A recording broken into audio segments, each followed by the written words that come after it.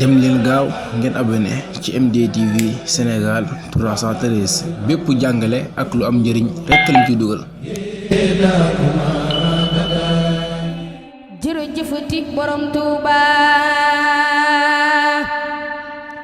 jugaat nañ di santaat la ngir yaa fi gën te ñun Mbàkke yaa baax ci ñunu sant nañ jugaat nañ di santaat la ngir yaa fi gën te ñun Mbàkke yaa baax ci ñunu sant nañ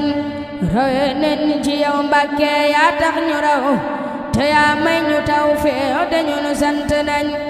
rawe nañ ci yow Mbàkke yaa tax ñu raw te yaa may ñu tawfeex te ñunu sant nañ jëriñ jam ñi yaa def ko yaa say xanaa jëriñ yaa ko yor Mbàkke ñun sant nañ fajugu xaaja yaa yor ko yaa say xanaa te yaay faju sunuy aajo ñun sant nañ te xem jam ñi yaa yor ko yaa say xanaa te xee nañ ñi ci yow Mbàkke ñun sant nañ te xeeg jam ñi yaa yor ko yaa say xanaa te xee nañ ci yow Mbàkke ñun sant nañ borom Magalu Tuuba santay li war ci yow faw Mbàkke te ñun sant nañ borom Magalu Tuuba santay li war ci yow faw Mbàkke te ñun sant nañ ruy jam ñi yaa moom ko yaa say xanaa yërëm jam ñi yaa def ko ñun sant nañ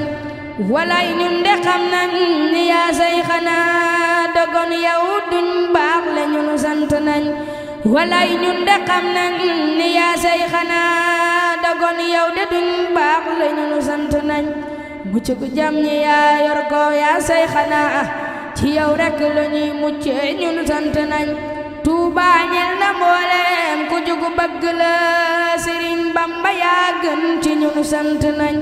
Tuuba ñel na mboolem ku jugu bëgg la Sëriñ Bamba yaa gën ci ñun sant nañ Tuuba ñel na mboolem ku jugu bëgg la Sëriñ Bamba yaa gën ci ñun sant nañ subhaana rabbika rabbil izzati ammaa yasifuun wa salaamun alal mursaliin walhamdulillaahi rabbil aalamiin.